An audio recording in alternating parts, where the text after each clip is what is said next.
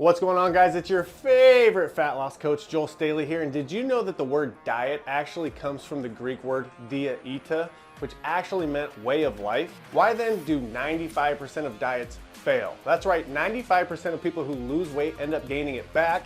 And I would attribute that to the great, Tony Robbins, who says the quality of your life depends on the quality of the questions you're asking yourself. I would argue that diets are the same way.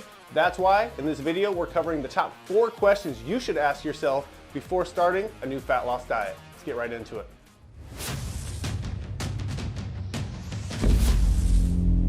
The first question I want you to ask yourself is, do you have past experience with this diet, and how did that experience go?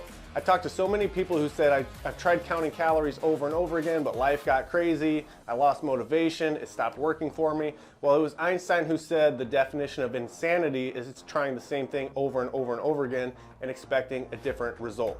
So take the blame off yourself. If you've tried a diet and it hasn't panned out for you in the long term, chances are it's not you, it's the diet, so maybe it's time to try something else. Question number 2 is, what are the time constraints? I work with a lot of busy dads, business owners, family people. If you already have a family, a career, obligations, you're taking your kids to dance class or football practice, chances are you don't want to spend 3 hours every Sunday and Wednesday meal prepping, an hour a day at the gym, doing cardio on top of that, all that time needed to log and measure all the food that you're eating.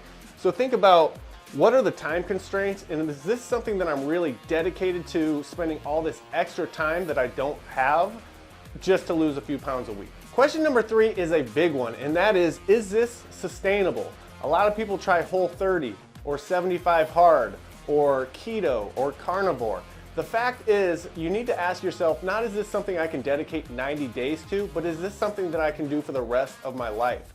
Yo-yo dieting is all too prevalent, and instead of asking, can I lose weight 90 days from now, you should be asking yourself, how can I lose this weight once and for all so I can move on to bigger and better things? And unfortunately, if you're thinking about doing keto, I don't know about you, but swearing off every carb for the rest of my life really isn't sustainable.